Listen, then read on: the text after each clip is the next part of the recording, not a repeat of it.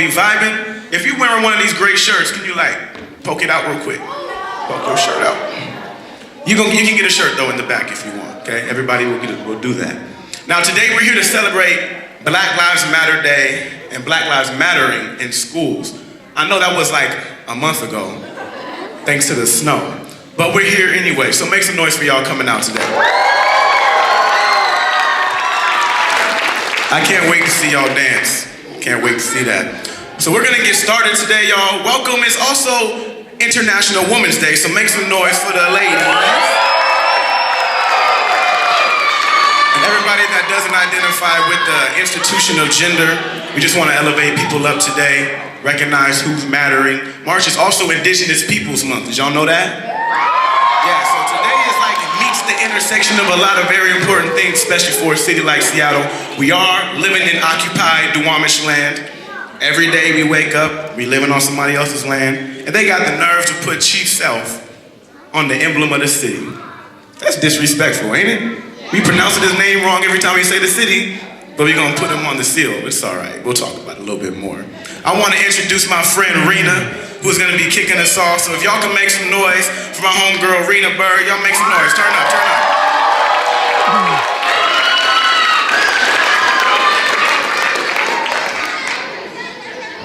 Hi, my name is Rena. I go to Cleveland. I'm going to introduce my friends over here.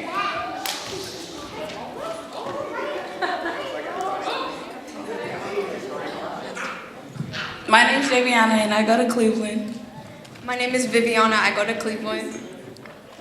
My name is Israel. I go to Rainier Beach. My name is Cece Chan. I go to Nathan Hale High School. My name is Anissa. I go to Ballard. My name is Kiyoshi and I go to Center School. My name is Lucy and I go to Ingram High School. My name is Emma and I go to Ballard High School, and we're all part of the NAACP Youth Coalition.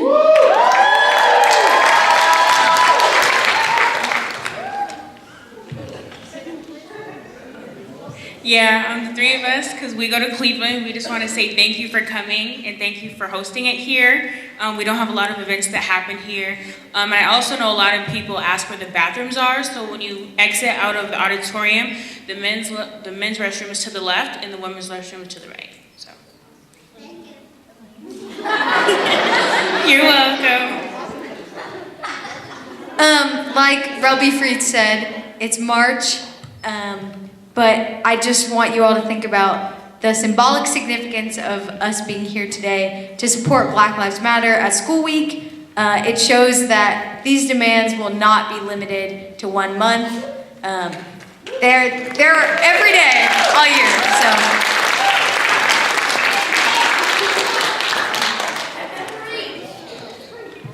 Also, guys, let's remember to respect the house, so please clean up after yourselves. If you're having food in here, that's cool, just pick it up and stuff. But yeah, let's just remember to respect the house, and thank you, Cleveland, for letting us have this event here.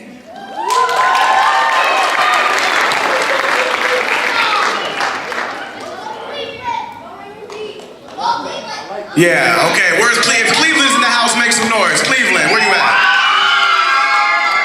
All right, if Rainier Beach is in the house, make some noise. Where are you at?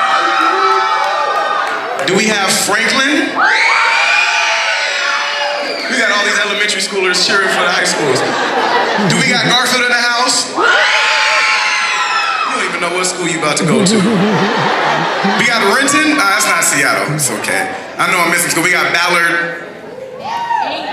Okay, Ingram. Nathan Hale, maybe? Y'all don't go to Nathan Hale. Okay, now I thought that one of y'all was gonna introduce somebody named Isaiah Banks.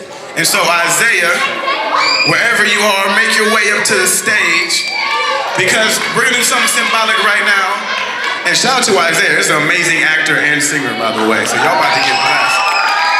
He's gonna be singing the Black National Anthem, lift every voice and sing. And so as we do traditionally, we're gonna ask y'all to stand.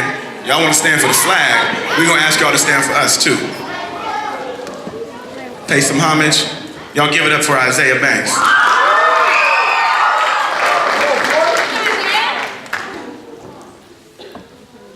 Lift every voice and sing till earth and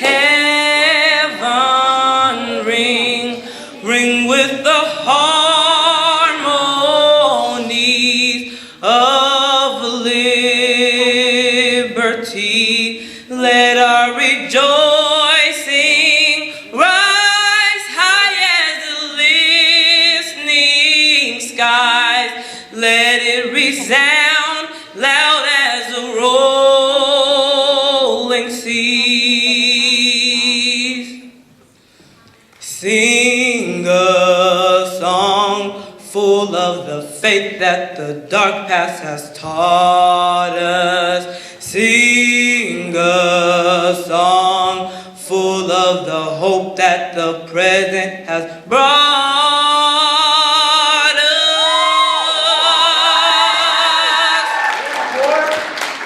Facing the rising sun of our new days begun. Let us march on till victory. Let us march on till victory. Let us march on till victory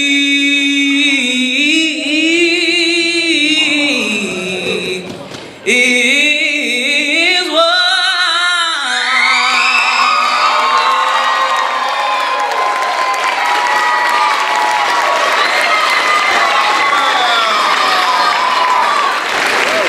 Hey, y'all can keep clapping if you want. Keep clapping.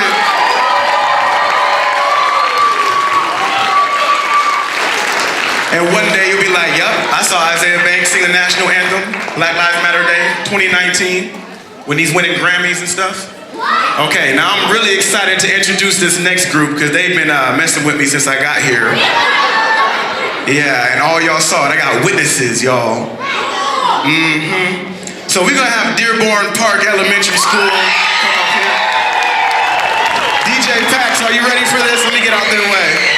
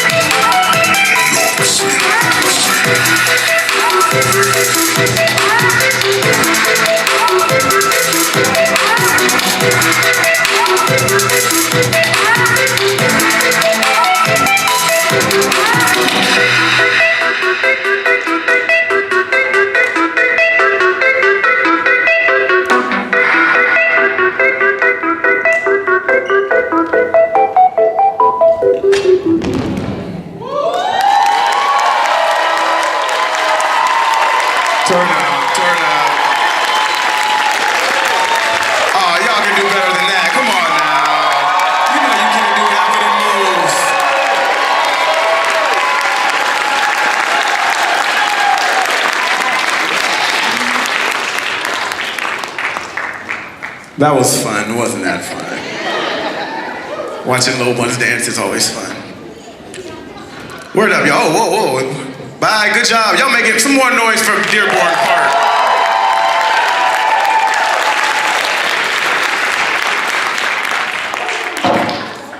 So we are not just here to celebrate, but we also want to put some stuff on notice. How many of y'all know with Black Lives Matter Week in schools that there's also some demands that go along with that? Y'all know that? Yeah? My man said, yeah. Sure. What's the first one? Oh, so you knew there was demands, but you didn't know what the demands were? She said to have fun. That's a good demand. Can I get, what's the first one? Say it again. End zero tolerance. Y'all know what that means, right? So we're trying to get rid of this punitive discipline system that's in school. There's a zero tolerance factor that goes in, and that actually is what provokes schools to suspend and expel students. You know that there's a fact that says 87% of the people who are incarcerated in the state of Washington have been suspended or expelled from school at some point in their middle school or high school career. So when we suspend children, we're actually voluntarily pushing them into the school to prison pipeline. And we're actually saying there are better ways that actually get at correcting behavior and supporting the student holistically. And that's what restorative justice is about. And I know there's a number of schools that are looking to implement restorative justice. And so thank you for that, end zero tolerance. Next time I come back up, I'm gonna ask y'all what number 2 is. So y'all on this side better get ready, okay? In the meantime, I would like y'all to welcome to the stage Simone Higashi from Franklin High School. Y'all make some noise.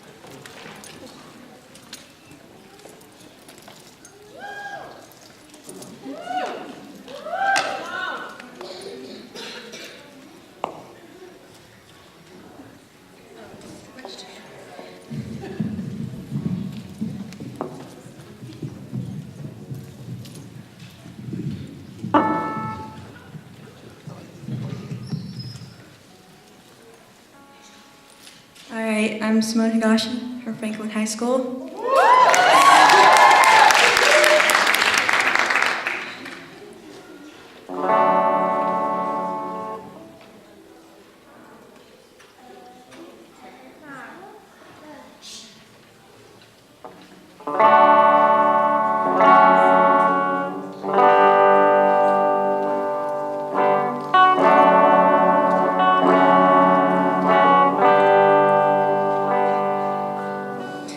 Imagine there's no heaven.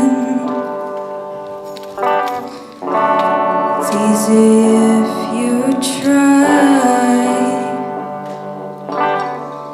No hell below us. Above us only sky. Imagine all the people living for today.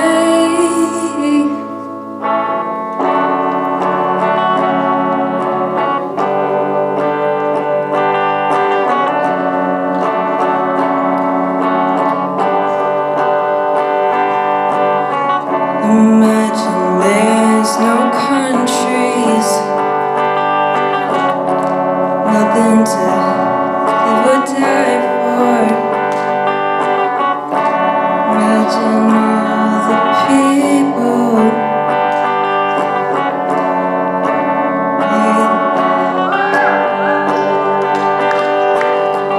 Imagine all the people living life in peace. You may say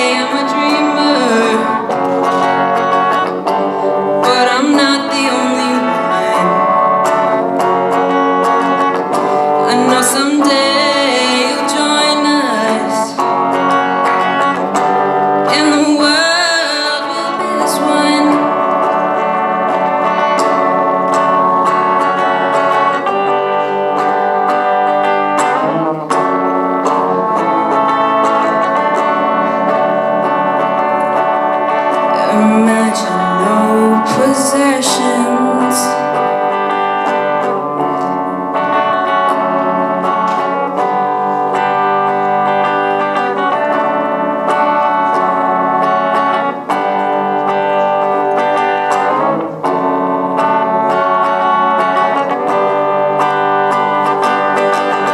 Imagine all the people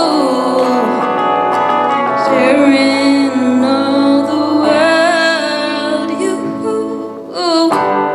and you say I'm a dreamer, but I'm not the only one. I hope someday you'll join us, and the world will be as one.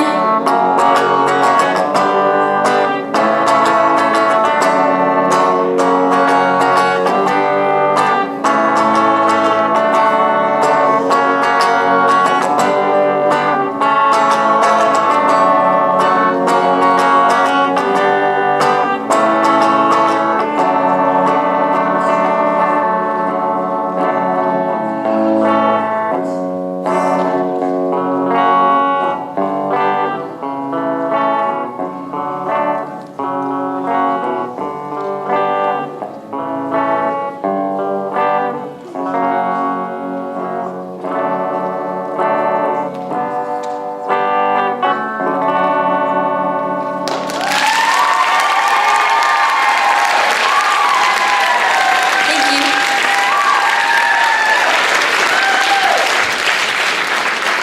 And walk over here, you should just keep clapping till I get up to the stage, all right? Can we agree to that? Word up. Okay, now left side. I said I was gonna come over here.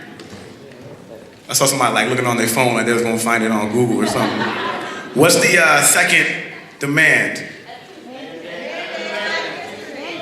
So see, I'm hearing some scattered. I hear ethnic studies and I hear black history. You know it was a black person that said black history, right? Yeah, okay. Demand black history and ethnic studies be taught in the schools. Why is that important? It's our history. Y'all think this is a rhetorical question? Why is it important? Y'all here for a reason, right? Why is it important to have ethnic studies and black history taught in schools?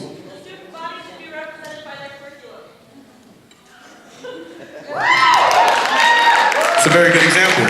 And actually, you know what? Let's just on that note, can we invite Anissa and Emma up to the stage? Can y'all make some noise for them? Every time this coalition comes up on stage, they got some good juice for y'all, so pull out your phones, pull out your pen and pad, you're gonna get some good wisdom from them. First two, we got end zero, tolerance, and the second one, mandate and demand that we have black history and ethnic studies taught in schools. At the end of this, I'm gonna ask y'all all five, okay? Pay attention now. Y'all make some noise for these young folk. Hey guys, thank you all for being here tonight. We're not gonna sing or dance right now, but we have a list of demands that was created by a group of anti-racist students from across the district. We all came together, we saw the injustice and inequity in Seattle Public Schools, and a lot of our demands align with the Black Lives Matter at School demands, and it's a way to integrate student voice into that movement. So one of our main demands is mandatory ethnic studies. Like Lucy said, the student body should be represented by their curriculum, and Anissa has a summary of our demands that she'll share with us. So this is just a list of our demands, and like Emma said, keep in mind how they do align very closely with the Black Lives Matter at School Week demands for this year. So not only do we personally support the Black Lives Matter movement and Black Lives Matter at School, but our coalition supports what they're working for. And by the way, these demands are to the school board. So therefore, the school board to implement in our district through legislation and that type of thing. So support the Black Lives Matter at School actions indefinitely. Improve the district curriculum, including mandatory ethnic studies to better serve all students. Increase opportunities to integrate voices of students of color into decision-making processes. Prioritize the occupied renovation of Rainier Beach High School. Fund post-secondary opportunities in an equitable way. Improve discipline practices. implementing restorative justice district-wide. Prioritize staff training at all schools, as well as the central office staff, on issues of race, equity, and racism, even if schools fail to apply for race and equity teams. And prioritize hiring and retaining more staff of color in all buildings, regardless of the building's demographics. Does anyone want to add? Yep. Okay, so there is a draft of a strategic plan for the district that prioritizes a lot of our demands, and the school board will be voting on this plan on March 27th at the school board meeting then. So if any of you can show up and show your support for that, testify. There's also another meeting coming up on March 13th. It's a Wednesday, I think 5 to 7.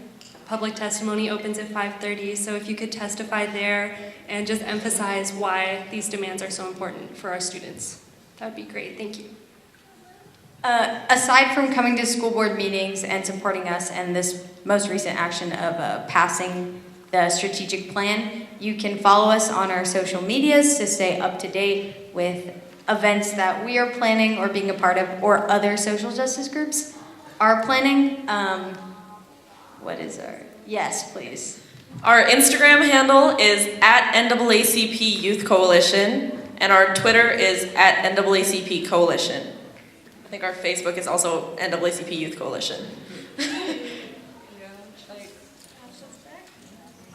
too late. It's going. All right. Thank you.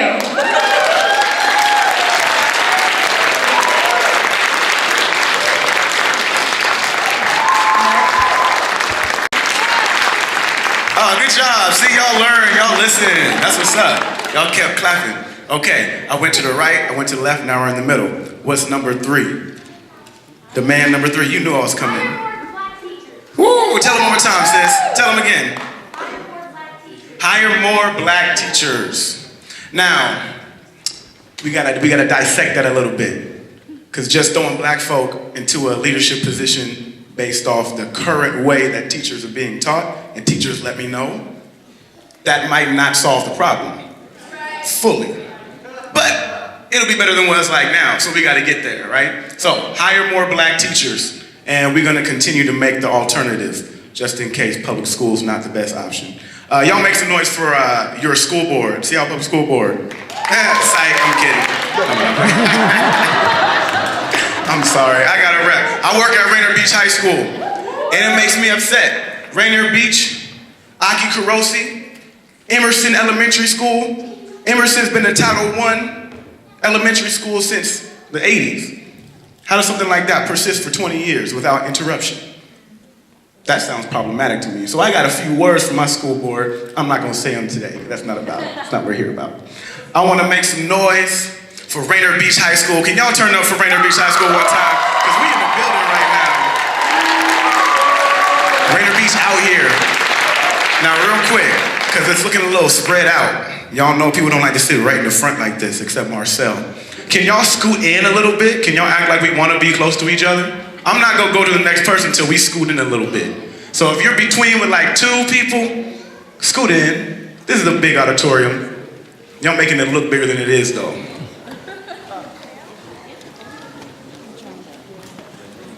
We acting like Black Lives Matter, but we can't sit next to each other.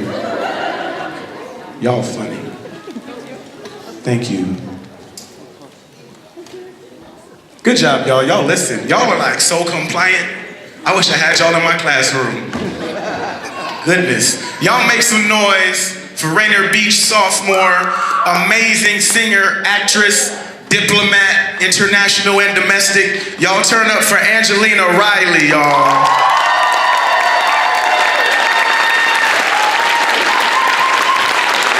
Hey y'all! Hi y'all. So I'm a sophomore at Rainier Beach High School. I know I look a little dressed up right now. I'm going to an event right after. So the song I'm going to be singing is called Andrew Day. Rise Up by Andrew Day. Yeah. You're broken down and tired of living life on a merry-go-round. And you can't find a fighter but I see it in you, so we gon' work it out and move mountains. We gon' work it out and move mountains. And I'll rise up, rise like the day. I'll rise up in spite of the ache. I'll rise up and I'll do it 1,000 times again. For you, for you, for you, for you. All we need is hope. And for that we have each other. And for that we have each other. Oh, we will rise, we will rise, we'll rise. Oh, we'll rise. And I'll rise up. Rise like the day, I'll rise up. In spite of the ache, I'll rise up. And I'll do it 1,000 times again. For you, for you, for you, for you.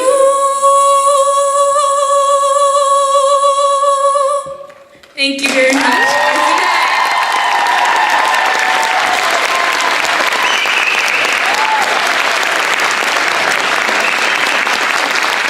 Yeah, there she go. Y'all see all this talent? A lot of talent. Number 4. What's the 4th demand? So we got end zero tolerance. We got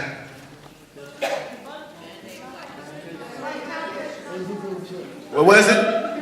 Mandate Black History. Huh? Mandatory staff trainings. Staff, are y'all mandated to get trained? What's number 4? Come on, that's on the back of somebody's shirt right in front of you. One more time.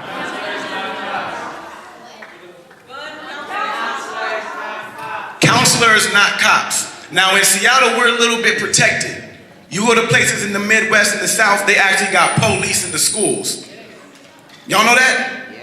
Yeah, parts of Oakland, California as well, they got police in the school. That's something we don't want. We say we'd rather have, you said in Highline School District, they're already there, so the wave is moving. Counselors, not cops. We got plenty of folk that are trained and know how to engage people, especially our young folk, and the social emotional elements that they need to be engaged with instead of being police criminalized in the school. Word up? Is Marquita Prinzing in the house? Yeah? I would love to bring you up, sis. Can y'all make some noise for Marquita Prinzing? The Director of Racial Equity for SCA. Hello. I'm very excited to be here, despite all the snow and the disruptions and all the work that people continue to do up till now and beyond now. I'm here with my little. I'm an advocate for mothering while organizing and mothering while activating and mothering while moving. So this is my little that's with me today. And he told me he has something to say, so we'll see if he will say it. But go ahead. My name is Kiet. His name is Kiet. Did you want to say something else? No? Okay. That's okay too. That's okay too. I just want you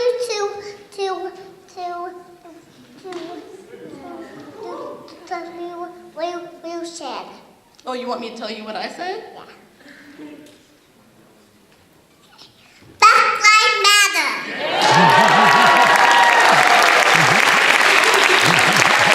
He'll be 3 in about another week or so he's with me now.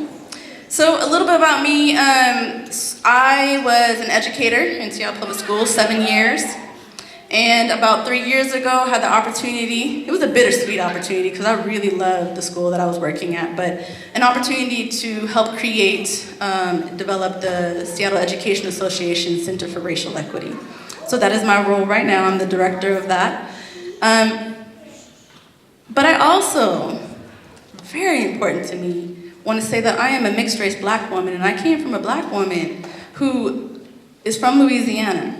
And so I grew up with stories of her saying that in 5th grade, when her school integrated, she was not allowed to go because the protests shut down her school. I came from Big Mama, who every single summer my parents sent me back to make sure that I knew exactly who I was and it wasn't what was here. Education was important, and that's honestly why they brought us up here.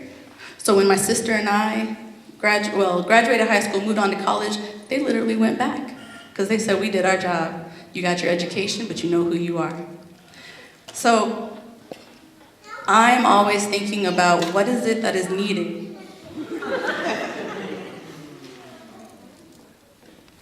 Go ahead. I'm always thinking about what is it needed so that our kids can feel complete and whole where they are. Because my parents, although they loved education, they knew that that was going to be better here, wasn't so sure I would be seen and be complete and whole where I was.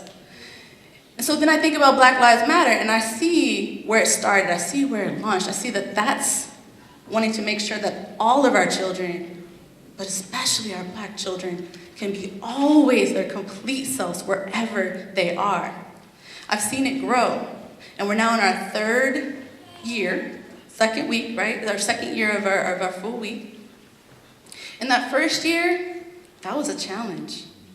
It was a challenge to get over barriers. It was a challenge to go over barriers of staff members, the actual educators that are working with our students, administrators for sure, and then our own school district didn't do what they were supposed to do. But we kept pushing, we kept growing, and now we're in our 2nd. And the transformation from that power is huge. And so now when I think about the schools, and I appreciate you not being any more distracted than I am, having a little one here.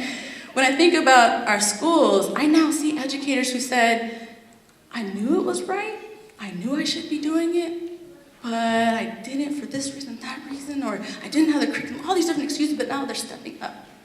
And they're stepping up because those who were not afraid were doing it before they had to, right? So, I have plenty of hope that when this one gets into school, my little one is already in kindergarten. As a matter of fact, when I started this job 3 years ago, I said, great, I have 2 years to eliminate institutionalized racism just for him.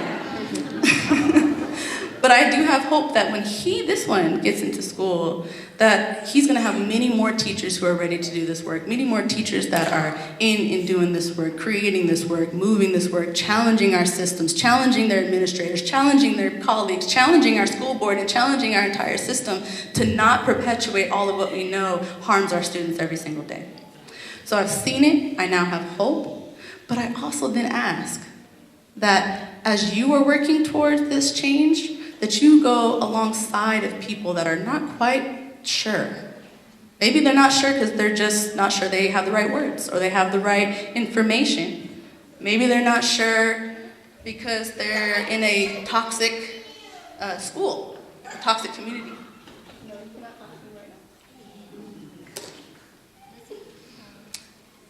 So I need you to go alongside them to let them know that yes, this is moving forward. Here's some ways to do it. Here's where I can show up with you, but also here's where you can go to show up too. So I appreciate you who are here in this room. I know many more may have been if our snow days didn't happen.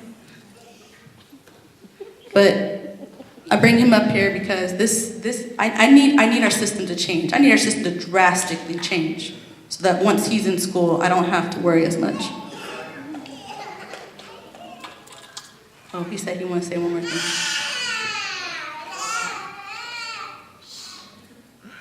All right, you got the mic. Say it.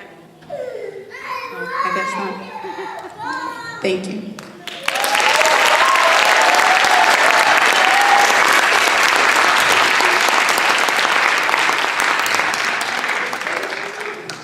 Let's see it. Project. I'm gonna go Okay, I'm gonna spare y'all. This time I'm not gonna ask you one. So you got time to look at the back of somebody's shirt and find out what the fifth one is. Because I thought that y'all would catch on by now. It's okay though. We're gonna keep the show going. Somebody give me a time check. What time is it? 7 o'clock? On the dot, I'm in my drop top. Y'all don't know that song? Okay, sorry, we're gonna keep it moving, okay? I wanna bring up my friend Namaka Awai Decker. Y'all make some noise.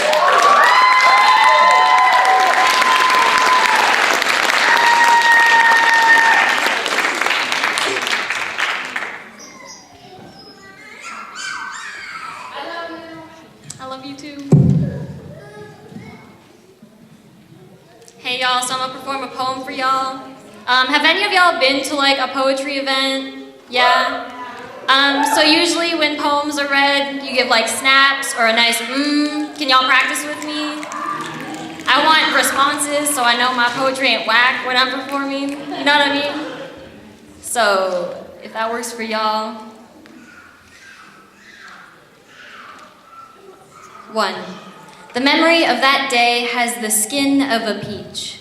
Fuzzy and unclear, I remember my hands and my mother's brown skin outlined by the black of coarse hair. My earliest memory of my mom's grief in color. I remember the wetness in her words as she said, "Cousin on the island was shot by the police on his way to his pregnant wife in the hospital. He just wanted to see his girls, he ran, they didn't have to aim for the head." I didn't know the weight of his death until much later. Even now, he has no name outside of the bullet that made so many things fragmented. I caught on later that black and brown men dying beside a police car is an American ritual.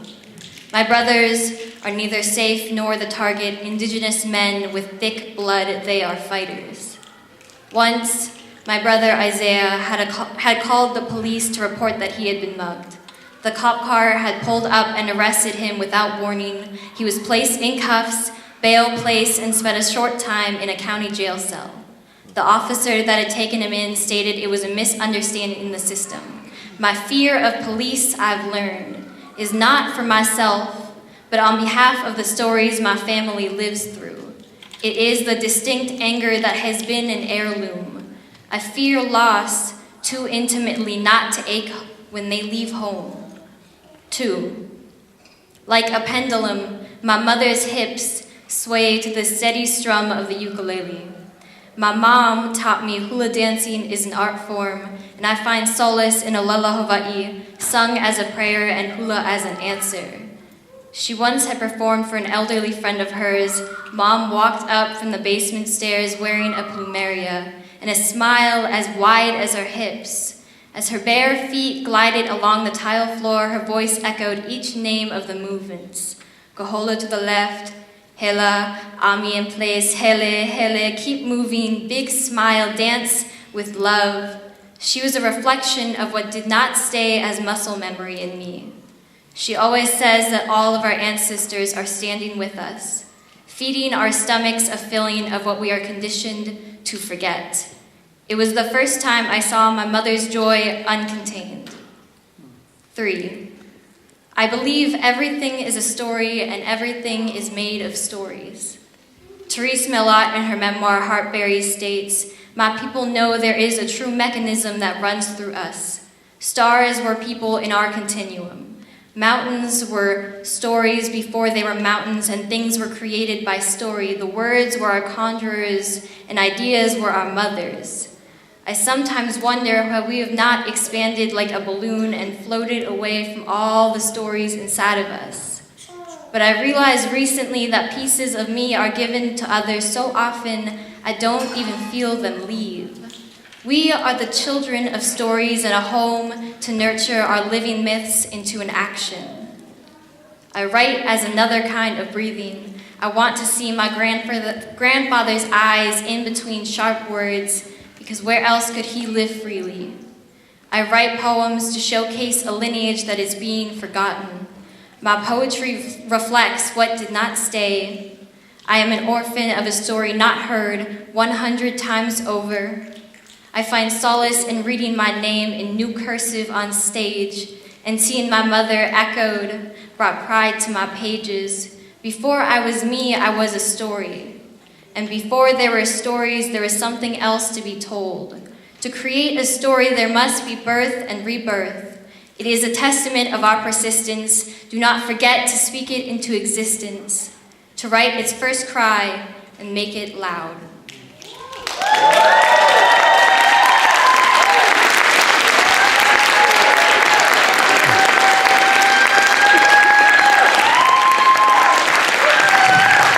Y'all know it takes some like guts to come up on stage and share your art, right? Can y'all make some noise for the young lady?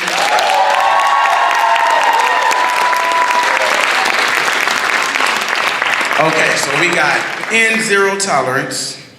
We got demand more black teachers, black history, ethnic studies. What was the last one we just said? Counselors, not cops. And then what's the fifth one? We just did it this week. Fully funded schools. I guess we didn't do that this week. I thought it was something about standardized tests. Right? No? Okay, fully funded schools. Y'all make some noise for fully funded schools. Hey, do you have an example of that? I don't know. I never went to a school that was fully funded. So I don't really know what that looks like. So we got a vision and dream what that's about. Real quick, before we move on, I want you to turn to the person to your left or right and tell them who your favorite teacher was.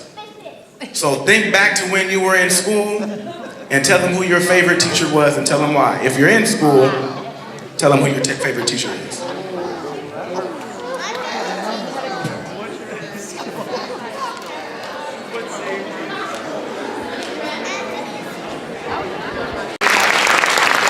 It's special when you got a teacher that like really connects with you, right?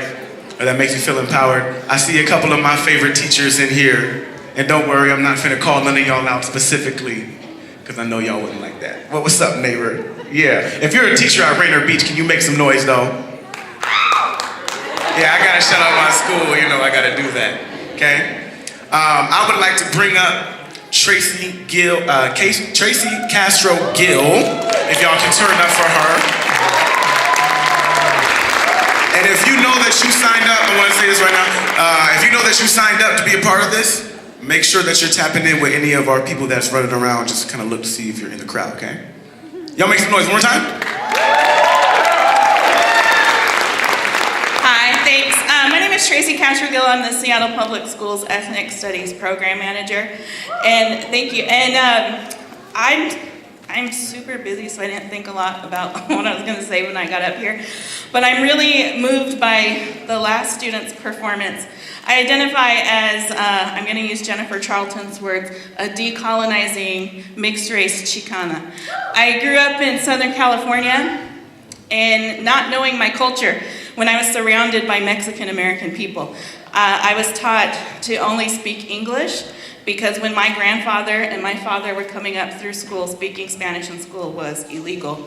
And if you've read anything about the history of Southern California, Saul Castro was put in jail for teaching his students to give a speech in Spanish in the 1960s. And so this is why ethnic studies is important to me, because I feel robbed of that identity. I feel like I have no connection. As a Chicana, I'm native to this continent, and I don't know my history. And so ethnic studies is important to me for that reason. Marquita talked a little bit about the progress that's being made in ethnic studies and Black Lives Matter at school. That is 100% because of the direct action of educators and students in this room. So I want to honor them by giving them applause right now.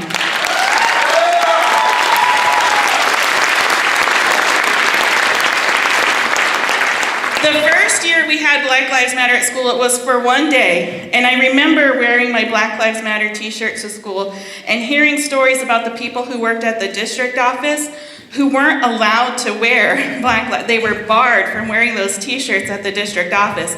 And so now I have a cubicle down there with giant posters that say Black Lives Matter, with a big poster that says smash white supremacy. And so, you know, it's nice to see that change, and that's just in 2 years. In 2 years. And so imagine if we all came together and had the passion and energy of the NAACP Youth Coalition, who show up at least once a month to testify at school board meetings. And you know, I have board directors telling me, What can we do? What can we do to support you? How can we make ethnic studies a reality in every classroom? And so when you all show up, they're coming to me asking for answers, and guess what? I have answers. I just need them to come ask me. And so that's one way you can support this movement. And once I was able to get into the district, that's when we started making real connections between the Black Lives Matter at School Week and Seattle Public Schools. So if anybody in the room helped write the curriculum, can you stand up so people can give applause for you? Don't be bashful, stand up. Bruce. Yeah. So, they wrote curriculum that's being used across the country in classrooms on the Black Lives Matter at School website. And they're also currently involved in writing curriculum for our ethnic studies program, which is going to be in classrooms K through 12. So I'm really excited about the progress. We still have a long way to go. As much as I want to stand up here and celebrate, I am the Ethnic Studies Department in a school of 53,000 students. I can't do this by myself. We need more funding for ethnic studies. We need more bodies at the school district. And we need people who are willing and ready to call out what we still need to do. And guess what? The district don't like that. So the more people I have with me at the district level, the more progress we can make. And so if you all could help us in supporting that, we would all appreciate it. Thank you. Walking though or something. I might not want to get on the stage though. Yeah, I'm being very nice because everybody that knows me knows I'm like a very opinionated person, and I got like a lot of opinions, especially when it comes to school district, but there's children around, so I gotta like behave and be diplomatic, which is okay. We got a very special performance coming up for y'all. Y'all still entertained? Y'all with us? I mean, y'all with us? Y'all still here, right? Okay. We good. Have y'all eaten dinner and all that? No. Y'all came right here from work, huh? Or soccer practice. That's what's up. Okay, we're gonna get y'all out of here as on time as possible. Okay? We got a very special performance. I want to bring up the bruhs, Daniel and Dexter, who gonna come up and they gonna give y'all some like fire. So, but we need y'all to like turn up because they're like, I'm not finna come to stage if the crowd's not lit. So y'all gotta like get up, stand up, clap it up for Daniel and Dexter right now. Y'all gotta make some noise.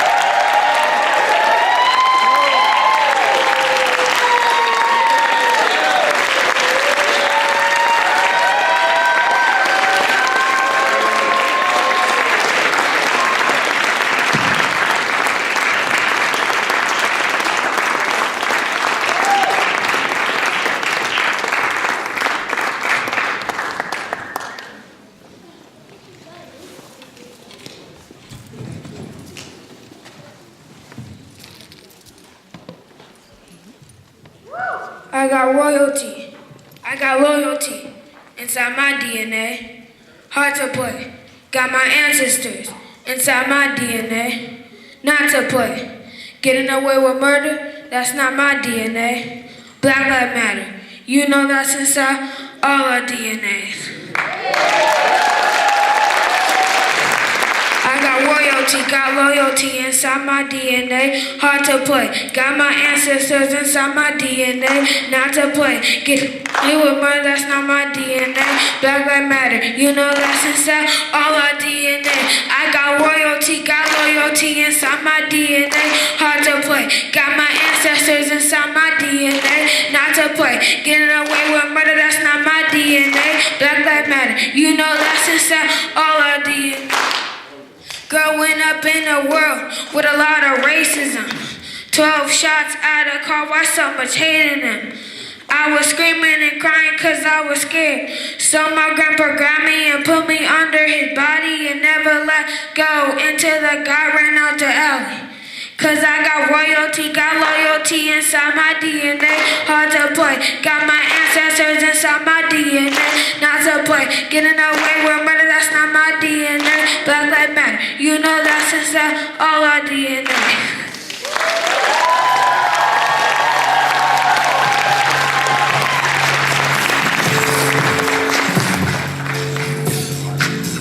Oh no, no, oh no. Why the hell they kill us on the low? Oh no, no, oh no. Why the hell they kill us on the low? Oh no, no, oh no. Why the hell they kill us on the low? Oh no, no, oh no. Why the hell they kill us? This is enough. I had enough. This is enough. I had enough. Here we go, here we go, here we go. Oh no, no, oh no. Why the hell they kill us on the low? Oh no, no, oh no. Why the hell they kill us on the low? Oh no, no, oh no. Why the hell they kill us on the low? Why the hell they kill us on the low? Why the hell they kill us? This is enough.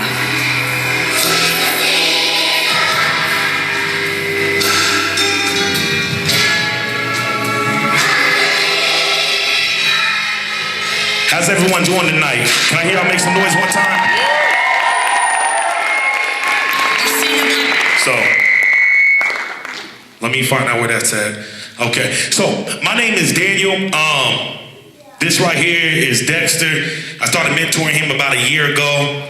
He truly changed my life and impacted me to continue to make music for the youth and the community. The song that he's actually performing is a song that I wrote about a year ago called Conversation One. What it talks about is some of the things that we deal with within our communities, whether that be injustice from police brutality, whether that be educational systems failing us in one way, shape, or form, or even some of the things that our children and ourselves have to face when it comes down to everyday trials and tribulations. So I'm gonna let them take it all the way back because they kind of went forward on you. But on top of that, if you guys don't mind, I think it'll be incredible if y'all can actually stand up with them, just because the energy will really reflect that. So if we can actually get everyone to stand up, if it ain't too much, that would be incredible, please. And then as far as the music goes, let's raise that all the way up. I need that as far as it can possibly go. And thank y'all very much. I appreciate y'all, man. This is very beautiful. Thank y'all. I flew in from Oakland, so I definitely had to see this. You ready? You ready to make this happen? Dexter, I'm gonna let you have it, man.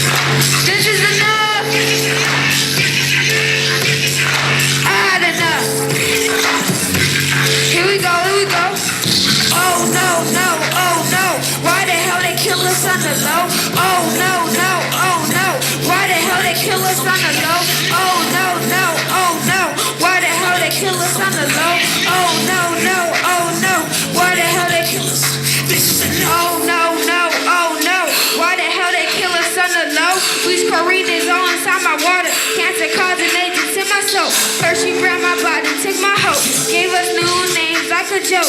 Last time I came with a rope, then feather face with a coat. Oh no, no, oh no, I don't trust you far as I can throw, and I can't really throw too far due to my spirit being broke.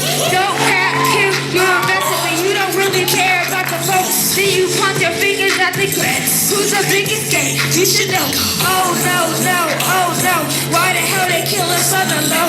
Oh no, no, oh no, why the hell they kill us on the low?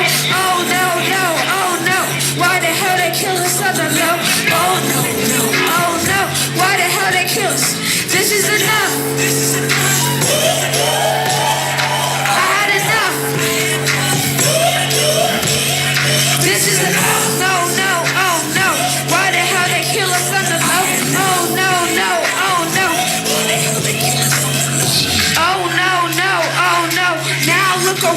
what you did. Trying to throw wisdom out the window. Wisdom frisbee, caught it like a kid. Consciousness, I feed it to my kids. See the section, recognize a feed. You may hold power by a vein, but I know what name on which I live. As for me and my house, I'm not bothered about what Milton said. But in 5 years, none of our people have died. And there's never been a casket rolled through people's temple. When 24 times in this year, and the year's not out, they've brought the dead in the doors, and they've gone out alive. When they've dropped dead in a seat, they've been resurrected. I'm not bothering about what you have to say. I'm not bothering about your opinions. I'm living in the actual conscious presence of God in the earth plane. You see, I know where God is. He's in my hands. He's in my feet. He's in my... Oh no. Why the hell we ever gave a book? How they know exactly who we are? Gave him back the power, we the tool. Proud history of kings and queens. Look at us and all I see is truth. DNA, I see it, I can't look. DNA, we ain't all the truth. Oh no. This is why they kill us on the low. Because they know our worth and where we from. We trying to hope they see us grow. Cut us down and hope we'll never grow. Willie Lynch, Emmett Till and Crow. Rose, crack, dope, killing hope. But we'll never die. Oh no.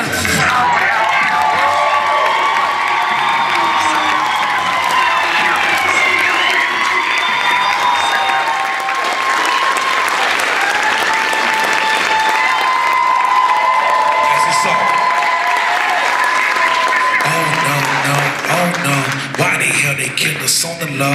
Why they had to kill us on the low? Why they had to kill us on the low? Fist up, turn the music up. Fist up, turn the music up. One more time.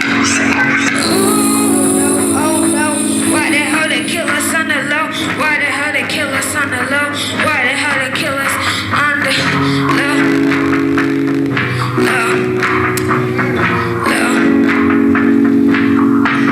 I said, oh no.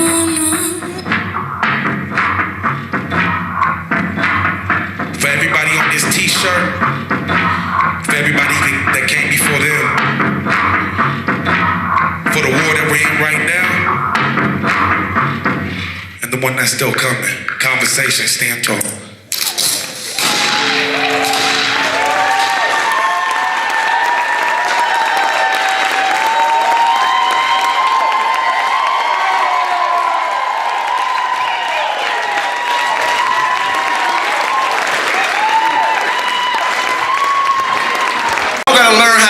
Be a Seattle crowd. How many of y'all ever been to a hip hop show in Seattle? Yeah, I hope y'all don't do that, okay? When y'all go to a hip hop show, you gonna have to like bob your head or something. And somebody tell you put your fist in the air, you do it. Just do it.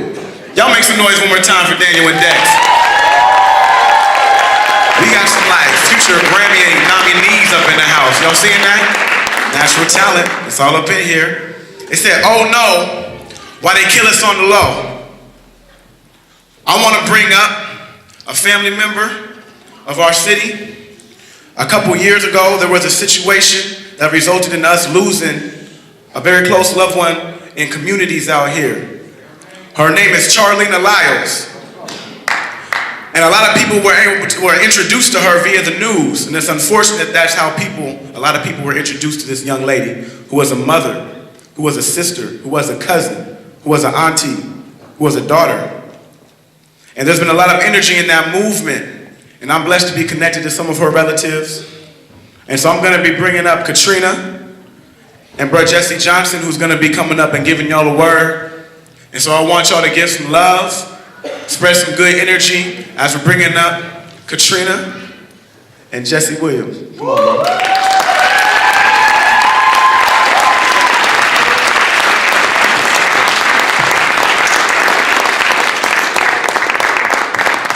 Thank y'all so much for coming out today. Thanks to Jarrell and everybody who worked hard to make today happen. And my name is Jesse. I teach at Garfield High School. I teach one of the early ethnic studies programs that we finally won through this movement. So thank you to Tracy that's been pushing and everyone on that ethnic studies team. It makes my everyday life better.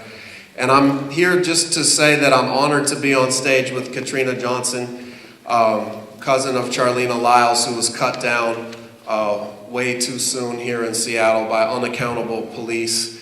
And I'm up here with our book, Teaching for Black Lives, because Charlena's name is in this book so that educators all over the country can know her name, but not just know her name, learn how to teach about her, because our students are talking about this every day. If you go to the playgrounds, in the hallways, they're talking about the videos that they've seen. They're talking about the fact that Stephon Clark's killer is going off without any accountability, right? These conversations are happening in school, but they're just not happening in the classroom, facilitated by an educator that can help them make sense of this and help them deal with the trauma that's caused when they see these videos, right? And so we need educators to be able to help empower students to have these conversations about why this is happening, how this violence fits into a larger picture of U.S. history, and also about the struggles to transform our world. And that's what this book is all about, helping scaffold those conversations in the classroom, giving educators the tools to do it. And I'm so happy to say that the partnership with Michael Bennett and Macklemore here in Seattle helped get this book into every single school across the Seattle Public Schools.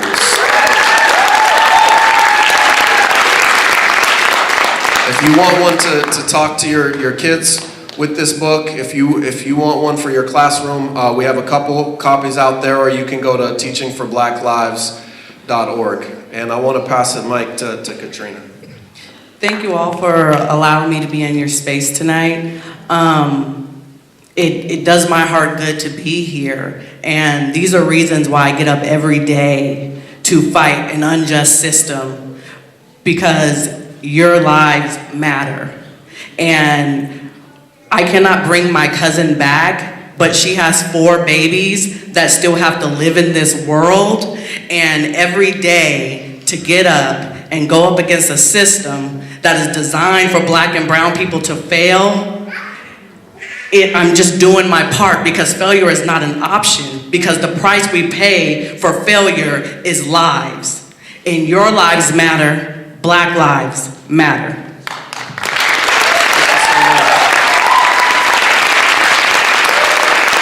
going to pass the mic back to Jarrell in a second. I just want to say that one of the things I'm probably most proud that I've ever participated in was the first year when we did the Black Lives Matter at School Day of Action, and we wore these shirts. We said it's not enough to just wear the shirts to school one day. That's a great start. It can help transform the culture, but it doesn't end institutional racism or stop the police brutality in and of itself. Later that year on Father's Day, when we got the news about your cousin, I knew that we had to make this shirt actually mean something.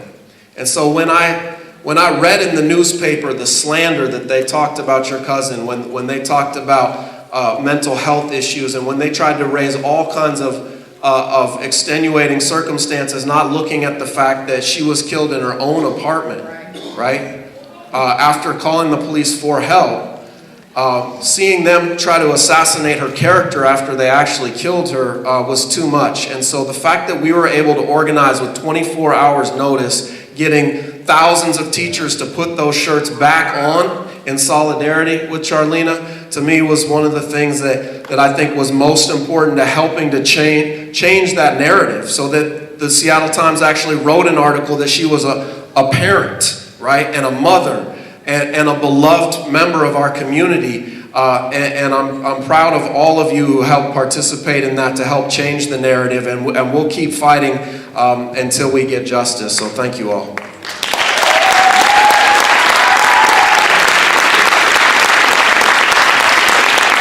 Change it on Monday. They still got to go to class on Monday, dealing with the same thing. Their principal might have the same mentality. Teachers, y'all have a lot of power. Y'all have a lot of influence in y'all schools. We really ask that y'all use that, leverage that. Sometimes it means holding administration accountable. Am I right? Am I right, Mr. Chappelle? Sometimes that means pushing back against what your administration is saying. And we know that throughout history, young people are the most revolutionary people in our communities, because they seem to always say what's going to be next. And so definitely be empowering them, partnering with each other. That solidarity is lit. Speaking of lit, we're finna bring up young Lucy, who has a song for y'all. You gonna sing for him, Lucy? You gonna sing or rap? She gonna sing. She gonna get her guitar. While she gets her guitar, I want you to tell somebody else. Oh, I'm gonna tune my guitar first. Hold up. Sorry. That's the one. Super professional here. Okay. We equate human lives to Instagram likes. There's a war outside. Just open your eyes. When a building's burning, we don't know down the block.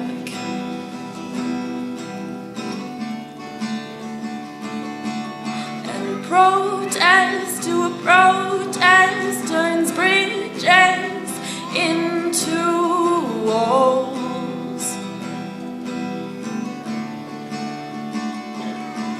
Oh, I have a dream of a world that does not judge one's skin.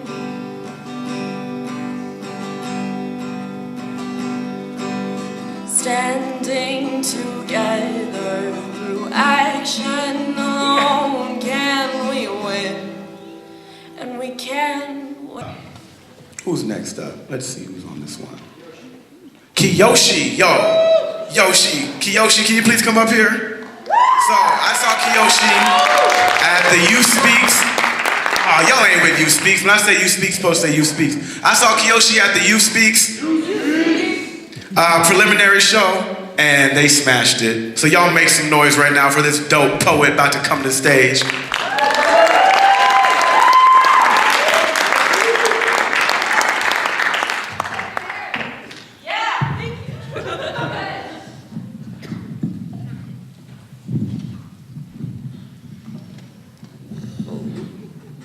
Make some noise for the technology. Lucy, did you break it? Here we go. Make some noise, y'all. I'm not this short. Thank you. Yeah, okay. So this poem is about People of Color Alliance and how people of color should have each other's back. Because, you know, white, I'm not gonna go into that, but like, yeah, support each other. It's titled We the People.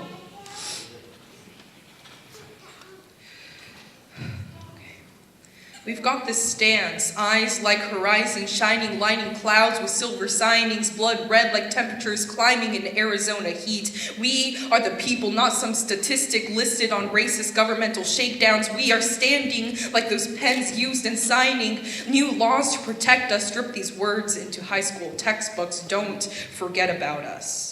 Because we are the people whose skin is silken into justice we created, and not a high chair government, our hair permanent like cement. We are here to stay. We've got these eyes like dark pools in wintertime, colored like our people. We are named after power and bred into eternity. We are the people whose voices change street signs and create history and bloodlines. We, the people of color, don't take no as a wishbone thrown at us like dogs, unlike some racist presidential hogs logging on to become one with each other from brothers and sisters. We, the people of color, alliance with each other, bother those who don't believe in us. Handcuffs won't stop our hair and skin melanin, so let us in the world on backbone we created. No more suffering for next generation's false information, because we, the people of color, Black Lives Matter to yellow power, we've got the stance.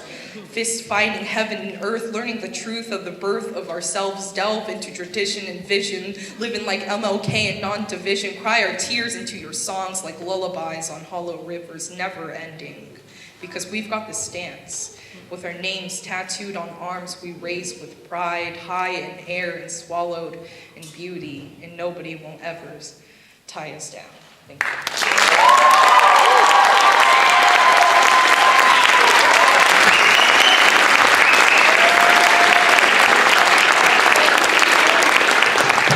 Yo, the youth right now, the revolution will not be televised, and the youth will inherit the revolution. Y'all heard of Ella Baker, Ella Jo Baker? Oh yeah, y'all need to go research Ella Jo Baker. She was one of the co-founders of SNCC, and she was a director with CORE.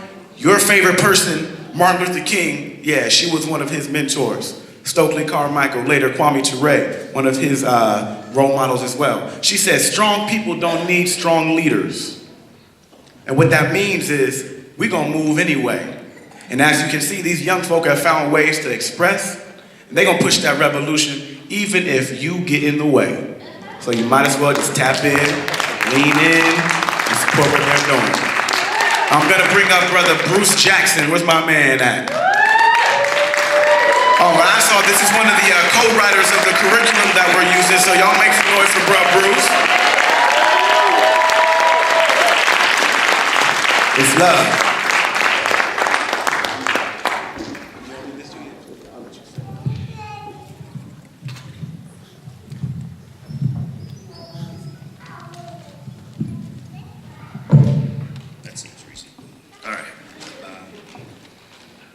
Just want to shout out to, I don't know, nobody's giving any shout outs to C who put this whole thing together, so maybe we should give it a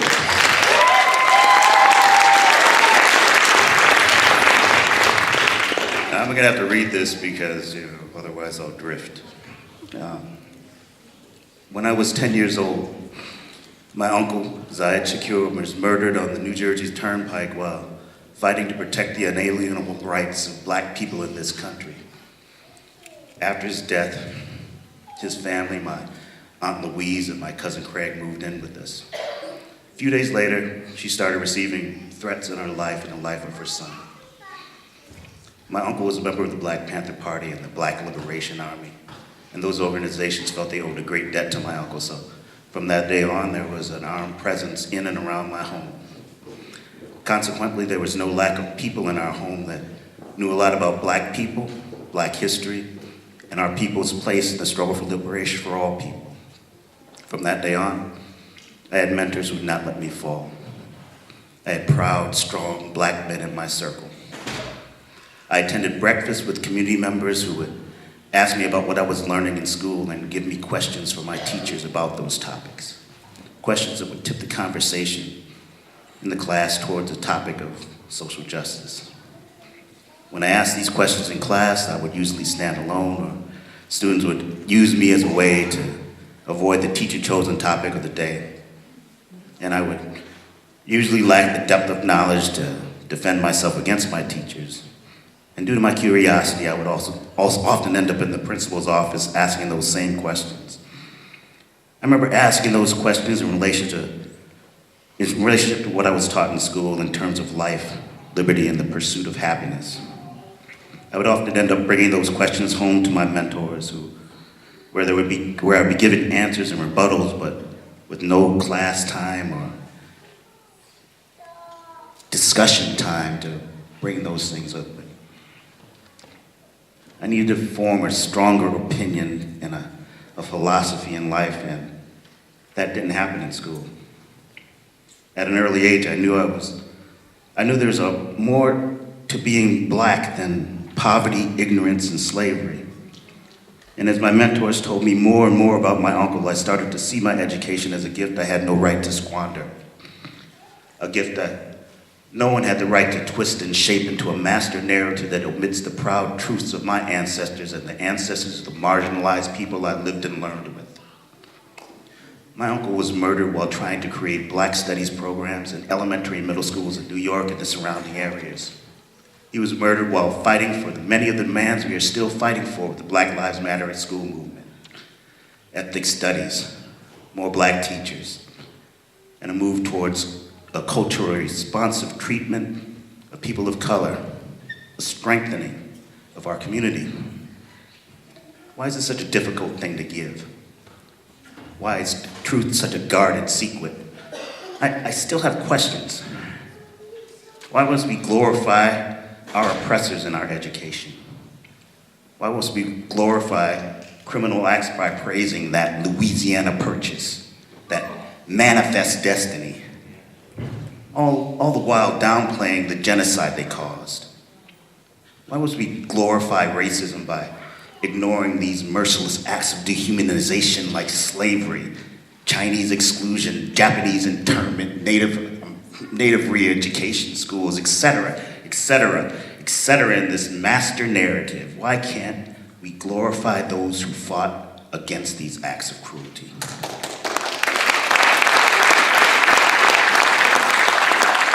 Why can't we create our own heroes in history? Why can't we praise humanity? Why can't we join the human family? I want to teach our children to be humane beings on this planet, citizens of a world that needs their creativity, citizens in a species that will not survive without them. How can we save ourselves from self-destruction when we teach our history in its current form? My uncle died 19 years after the Brown v. Board of Education decision. He died moving the ball forward, moving the ball even further and further away from ignorance and closer to a state of enlightenment. I am honored to help him push that same ball forward 40 years later. I am honored to live for the people, the humane beings on this planet.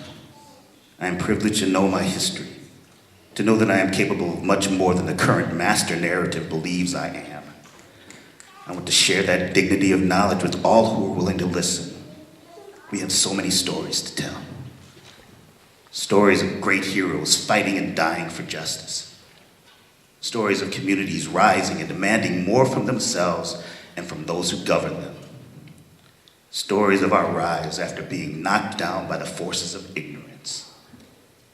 We as educators are obliged to tell these stories, to hold these truths to be self-evident, that all men are created equal.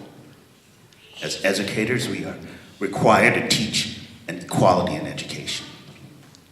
We are endowed by our Creator with certain unalienable rights, and among them are life, liberty, and the pursuit of happiness.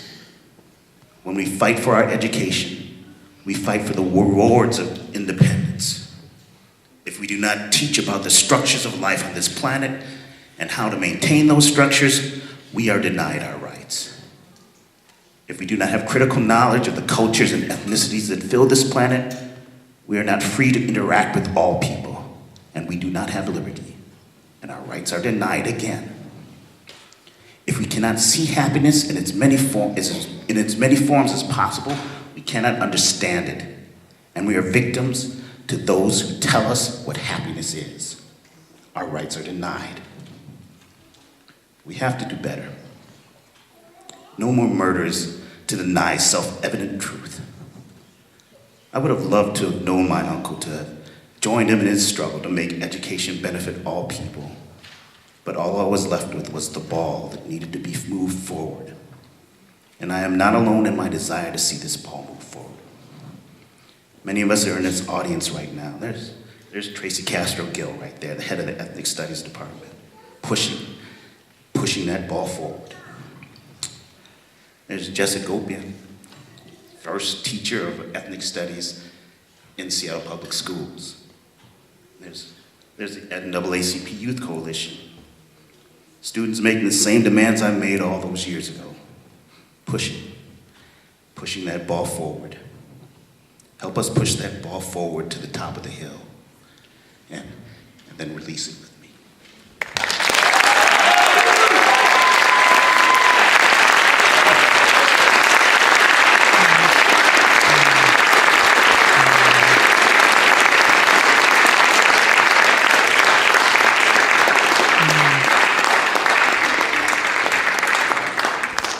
Word up. Yo, so I was looking around the crowd and I was seeing more of these. It's feeling like 7th period up in here, y'all. So we're almost done. But like if you're like leaning on your hand, just kind of like sit up a little bit. You know what I'm saying? We're almost done. We got 2 more folk. It's gonna be mad powerful these last like 10 minutes. Y'all still rocking with me? Okay, so this next young man, this is like a really good dude. I've seen him like break up stuff in the school. He's always on point, and my man's an artist, okay? He's gonna bring y'all some energy. So you're gonna have to like match what he's giving you. You hear me? He's one of them, okay? He's a force to be reckoned with. Y'all make some noise for Israel Presley.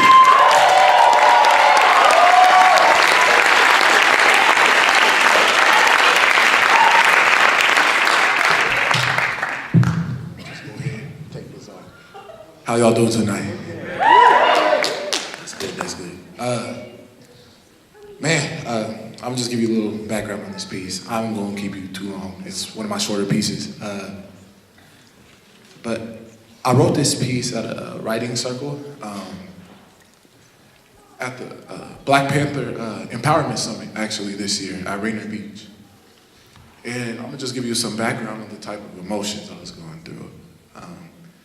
So, just for you guys to know, I've been all over Seattle. I've been at Garfield, I've been at Beach, I've been, even in private school at Seattle Christian. So I've got to follow a lot of great teachers who just blessed me, and gave me the type of energy to speak. And I'm about to show y'all. This poem's called "Is It Too Much to Dream?" Well, I want to say, I dream of a city full of churches where our leaders can return and preach. I dream of a peace and a voice so powerful there isn't a place on this planet it couldn't reach. I dream of teachers that look like me, think like me, love like me, so we can finally connect when they teach. But I guess I'm just another dreamer. Well, I'm not. Those are not dreams, they are what I demand. But I couldn't expect America to comprehend or understand. If I were to leave it to America, it would spit on me, give me a backhand, and hang me with its red, white, and blue flag for being a black man. I mean, you see what they did to Martin when he had a dream, a demand. They killed our voice, preacher, teacher, right when he took his stand. As I come out of this chrysalis, I start to fly, but the white man tries to force me to land. The system has put a target on my back for my melanin, hates my very being, from my clothes to my hair, down to the very last strand. Man. But I don't hate you, America. I appreciate you because you made me a dreamer that seeks unity with my brothers, whether Latinos, Asians, Blacks, or Native Americans, through the oppression we share. We can all come together, fight back, take a stand, and be grounded and throw a right fist up in the air.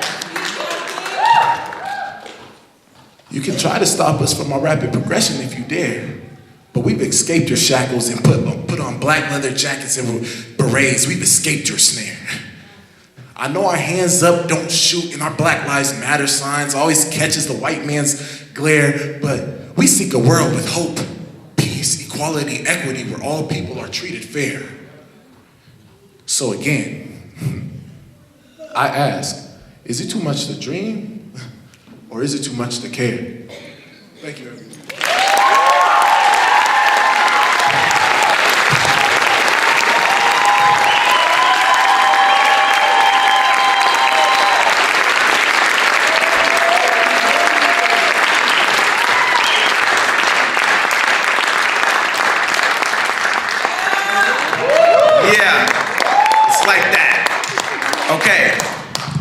We got one more. I asked him to stand up here with me. Let's not be awkward about it, okay? There's one more. I gotta stand next to him. There's one more demand, and I said it. I jumped the gun. Y'all remember what it is? A post-standardized test. Raise your hand if you took the SATs this past week. Yeah. Oh wait, no juniors in the house? Yeah, there we go. SATs were whack. They're super long. Yeah. Clap it up for SATs being whack. Y'all remember the WASL? What about the ITBS? Y'all remember that? Okay, that was back in my day, okay. I just aged myself. That's all right. So we're almost up out of here, y'all. Y'all been a really good audience, so clap it up for yourselves one time. Oh, okay, y'all want to be very highly of yourself. That's okay. That's all right. We're gonna get y'all out of here on time. Before this next person comes up that we're gonna introduce, at the very end, we are gonna ask the performers that are still here to come up on stage. I'm kind of sad that the dance team from Dearborn Park isn't here. Oh, I see some of them. Okay, the ones that was trying to beat me up earlier, they left though, so I'm like, cool. I'm not sweating no more, okay? We're gonna bring up all the performers, and we got a little token for y'all. Is that okay? I guess not, or we can just go home. Okay, he said okay. All right, so this last young lady, y'all gonna have to really turn up for her. We got another Rainier Beach head up in the spot. Now this young lady is an amazing orator. She's a brilliant mind in her leadership, along with her whole team at Rainier Beach. They really they're stirring, y'all. So be looking at Rainier Beach in the next couple years, because she's one of the young leaders, okay? Y'all make some noise for this young lady named Kiddis, who's gonna kill it off with this final speech. Y'all make some noise for Kiddis.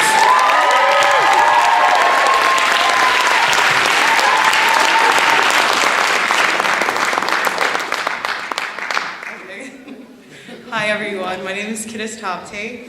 I am a sophomore at Rainier Beach High School. Originally, I had wrote this speech for my school's Martin Luther King Assembly, so there's going to be a lot of references to MLK. This speech today is called Surviving is Not Living. Injustice anywhere is a threat to justice everywhere. We are caught in an inescapable network of mutuality tied in a single garment of destiny. Whatever affects one directly affects all indirectly. Dr. Martin Luther King Jr. There are 1,000 more quotes that I could have chosen today, but I chose this one because I believe that it has something that applies to every single person in this room. Justice is a word that has been abused by human society. It is a moral, a form of righteousness meant to uphold equality for those who have suffered and continue to suffer, and it's been thrown around improperly by the corrupt in power.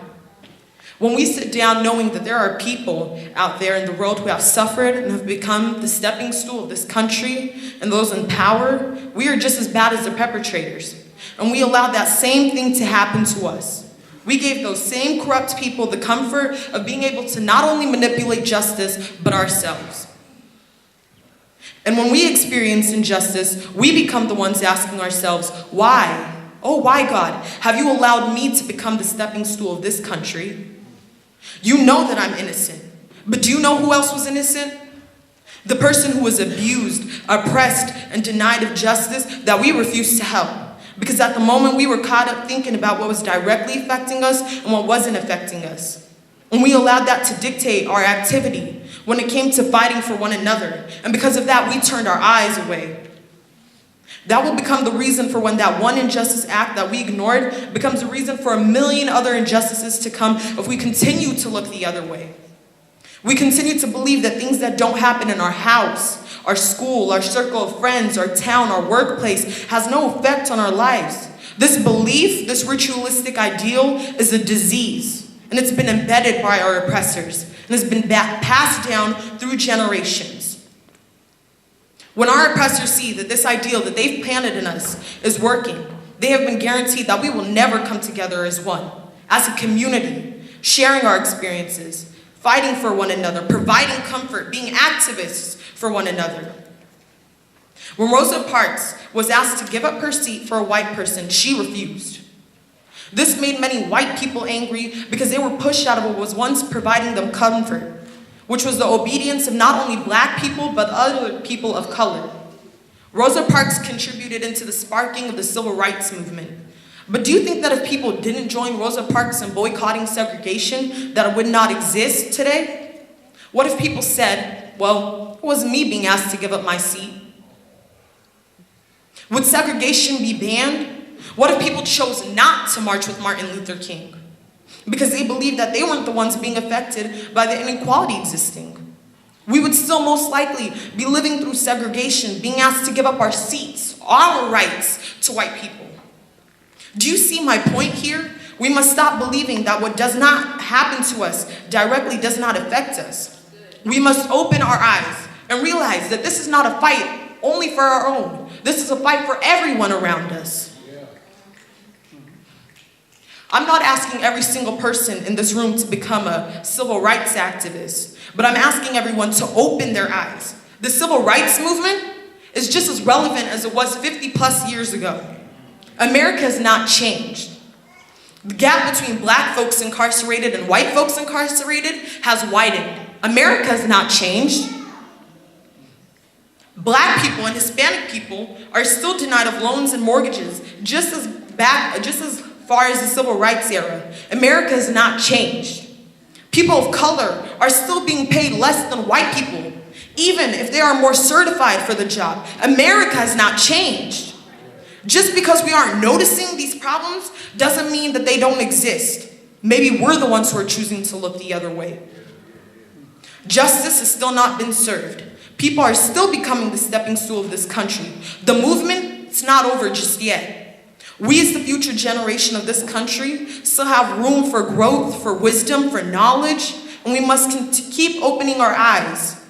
It can start off as small as voting for proper representation when we come of age, because our voices as a group becomes louder and stronger and more meaningful than just one voice. Surviving is not living. Must we continue to condone the bigotry of the world? That is not living. Must we look the other way and act as if these problems don't exist? That is not living. We may look the other way, but we can never say that these problems did not exist. And in honor of International Women's Day, this is my favorite quote from Michelle Obama. Do we settle as the world as it is, or do we work for the world as it should be? Thank you very much.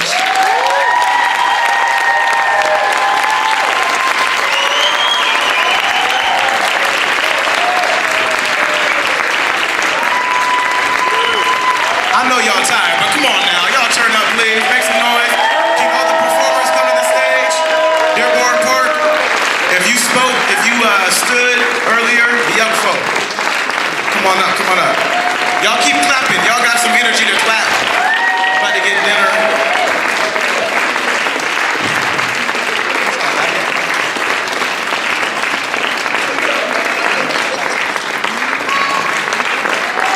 No, I'm gonna make y'all keep clapping just because I like messing with you.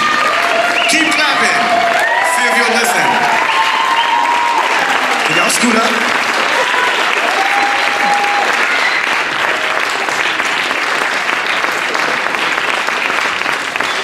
All right, DJ, play that next song. It's like I'm playing. We're not about it. We had a flash mob planned. Y'all remember the dance moves? All right, no, never mind. We won't do it. We're gonna cancel that. All right, Jesse, Mr. Hoop, y'all got some stuff for us? Okay, so we're gonna bless these young folk. So we got some books, Michael Bennett. We got some Michael Bennett books. If you go to page 42, you see a shout out to Rainier Beach's Freedom Schools. By the way, if you got that book, I got one. Page 42, 42 or 92? What a 92, go to page 92. There's one to do, got a 2 in it. They shout out Rainier Beach Freedom Schools. I don't remember what page it is, but it's in there. Y'all read it and find out. Text me when you see it, okay? On top of that, we're gonna get them either a Subway or a Starbucks gift card. So parents, if they're like, I want Subway tonight, it's on me. Okay?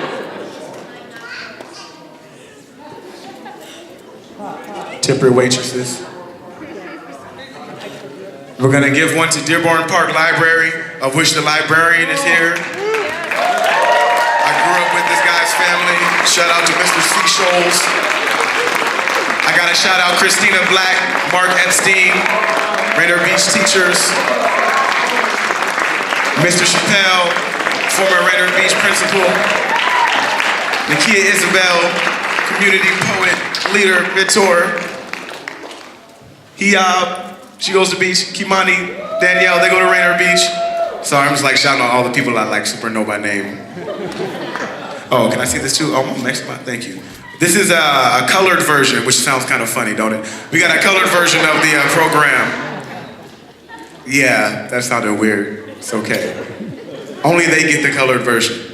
It sounds bad. In color, live in color. We got anything else? Y'all got anything you want to say? Yeah, I knew he was gonna say something. Thank you, everyone. It's very much appreciated. I had to say it out my own mouth. Feel me? Y'all the best, for real.